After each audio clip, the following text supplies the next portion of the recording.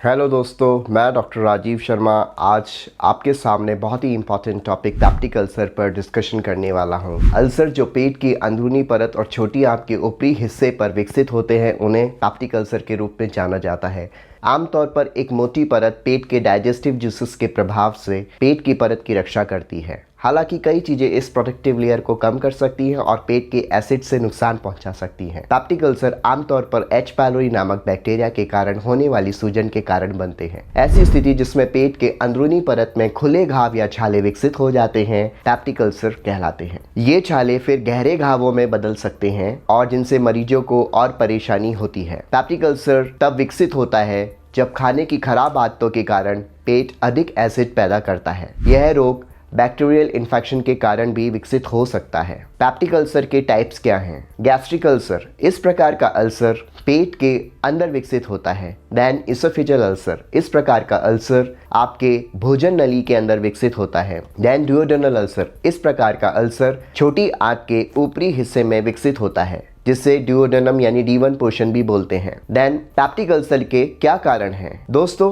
Peptic ulcer के actually में कई डिफरेंट कारण हैं, लेकिन इंपॉर्टेंट कारण सबसे है H pylori, Helicobacter pylori infection, जो एक प्रकार का बैक्टीरिया है जो पेट में आपके इन्फेक्शन कर सकता है और सूजन का कारण बन जाता है। यह बैक्टीरिया आपके खान पान के कारण आपके पेट में आ सकता है। देन कई दवाइयां हैं जैसे इबुप्रोफेन, एस्पिरिन, जो ओवर द काउंटर ड्रग्स हैं। अगर आप इनका जरूरत से ज़्यादा उपयोग करें तो भी आपको अल्सर हो सकता है। स्ट्रेस, स्मोकिंग, ज़्यादा शराब का उपयोग करना, स्टमक कैंसर, स्टेरॉइड जैसी अन्य दवाओं का सेवन करने से भी अल्सर्स बन सकते हैं। सो इंपॉर्टेंट रिस्क फैक्टर्स हो गए आपके स्मोकिंग, अल्कोहल, मसालेदार भोजन का सेवन, स्ट्रेस और एज यदि आपकी 70 ईयर्स से ऊपर है तो ज़्यादा चांसेस है अल्सर्स होने के। NSAIDs, non steroidal anti inflammatory drugs का जो इस्तेमाल है लंबे समय तक यदि कोई उपयोग करता है तो अभी अल्सर्स होने के चांसेस ज़्यादा हैं। सो नाउ अब आते हैं लक्षण क्या है। लक्षण इंपॉर्टेंट है, पेट में दर्द होना, जलन होना जिसे एपिगैस्ट्रिक बर्निंग कहते हैं, खाने के बाद पेट का फूलना, पोस्टप्रेंडियल फुलनेस भी जिसे कहा जाता है,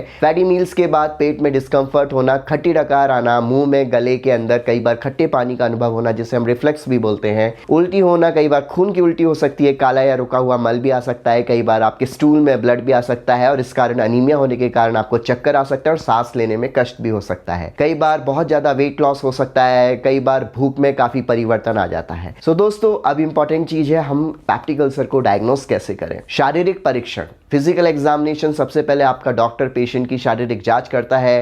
देन रोगी के मेडिकल और फैमिली हिस्ट्री को नोट किया जाता है। Then imaging is very important. Ulcers का पता लगाने के लिए एक स्पेशल एक्सरे और सीटी स्कैन जैसे इमेजिंग परीक्षण का उपयोग किया जाता है। रोगी को एक स्पेशल लिक्विड पीने के लिए कहा जाता है जो डाइजेस्टिव सिस्टम को कवर करता है और अल्सर अधिक स्पष्ट हो जाता है। इस प्रकार की स्टडीज बेरियम स्टडीज कहलाती हैं। देन अपर जी एंडोस्कोपी, ऊपरी एंडोस्कोपी। सो डॉक्टर किसी भी इरेगुलरिटी को देखने के लिए गले के माध्यम से और पेट में एक छोटे कैमरे के साथ एक छोटी रोशनी वाली ट्यूब डाल सकते हैं जिसे एंडोस्कोप के रूप में जाना जाता है और इसके दौरान एच पायलोरी नामक बैक्टीरिया का परीक्षण भी किया जाता है। सो एंडोस्कोपी के दौरान छोटा सा टुकड़ा या बायोप्सी प्राप्त करके भी इसका पता लगाया जा सकता है और एंडोस्कोपी के दौरान एक रैपिड कार्ड टेस्ट के द्वारा भी एच पायलोरी बैक्टीरिया का तुरंत पता लगाया जा सकता है, इसलिए इसको रैपिड कार्ड टेस्ट बोलते हैं। नाउ दोस्तों, पेप्टिक अल्सर के उपचार क्या है, यानी what are the important treatments for peptic ulcer. Peptic ulcer का उपचार स्थिति के कारण पर निर्भर करता है, यानी क्या इंपॉर्टेंट रिस्क फैक्टर्स हैं, क्या ट्रिगर्स हैं। सो ब्लीडिंग अल्सर के मामले में एंडोस्कोपी प्रक्रिया के दौरान स्पेशल दवाओं जैसे एड्रेनलिन को इंजेक्ट करके उपचार किया जाता है। इसके अलावा आईवी प्रोटोन पंप इनिबिटर नामक दवाई का भी उपयोग किया जाता है। सो ब्लीडिंग अल्सर्स को बंद करने के लिए आपके डॉक्टर इंपॉर्टेंट स्पेशल ट्रीटमेंट भी दे सकते हैं जैसे क्लिप्स, हीमोक्लिप्स या कॉटराइजेशन, ऐसे इंपॉर्टेंट डिफरेंट प्रोसीजर्स किए जा सकते हैं ब्लीडिंग को रोकने के लिए। पेप्टिक अल्सर के अधिकांश मामलों में विभिन्न दवाओं का प्रयोग करके इलाज किया जा सकता है, जिसमें सबसे इंपॉर्टेंट है जैसा मैंने अभी आपको बताया प्रोटोन पंप इनिबिटर्स। इसका उपयोग करने से acid basically proton pump inhibitor और कुछ नहीं एसिड को सप्रेस करती हैं, कम करती हैं, जिससे अल्सर जल्दी से जल्दी ठीक हो सकता है। देन इंपॉर्टेंट एंटीबायोटिक्स का उपयोग बैक्टीरिया को मारने के लिए जिसमें एमॉक्सिसिलिन और क्लेरिथ्रोमाइसिन, मेट्रोजिल इंपॉर्टेंट ड्रग्स हैं। तो इस प्रकार की दवाइयां भी एच पायलोरी बैक्टीरिया को मारने के लिए की जाती हैं, so that is anti H pylori therapy. Acid के उत्पादन को कम करने के लिए H2 रिसेप्टर ब्लॉकर्स पहले जो यूज करते थे, जैसे सिमेटिडीन, फैमोटिडीन, रेंटिडिडीन का भी, रेंटेक जो आमतौर पर ड्रग्स हैं, ये भी यूज की जाती हैं। एंटासिड जो अल्सर को एक प्रोटेक्टिव परत में ढकती है और एंजाइम और पाचन एसिड से और नुकसान को रोकती है, ये इंपॉर्टेंट ड्रग्स भी यूज की जा सकती हैं। पेप्टिक अल्सर के कॉम्प्लिकेशंस क्या हैं? सो पेट की परत या छोटी आंत में छिद्र या परफोरेशन, पेट के अंदर ब्लीडिंग, तो इस प्रकार के कॉम्प्लिकेशंस हो सकते हैं। तो किन लक्षण के द्वारा देखने पर बेसिकली आपको डॉक्टर से तुरंत संपर्क करना चाहिए? अगर आपके पेट में तेज अचानक दर्द हो, उल्टी में खून का आना हो, मल में खून का आना हो, यदि बेहोशी होना हो, तो इस प्रकार के सिम्टम्स में आप अपने डॉक्टर से तुरंत संपर्क करें। So how to prevent this peptic ulcers?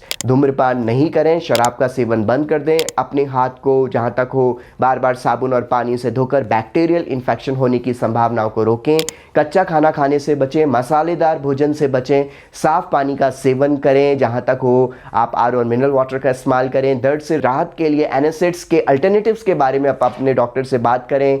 नियमित रूप से एक्सरसाइजेस करें, तनाव मुक्त रहें, कैफीन या चाय का कम से कम सेवन करें और फाइबर से भरपूर संतुलित आहार लें। सो दोस्तों, ये थी जानकारी पेप्टिक अल्सर के बारे में। आपके कोई डाउट्स हों तो मेरे कमेंट सेक्शन में आप पूछ सकते हैं। ऐसे एजुकेशनल वीडियोस देखने के लिए आप हमारे वीडियोस लाइक, शेयर और सब्सक्राइब करें। धन्यवाद। Thanks a lot.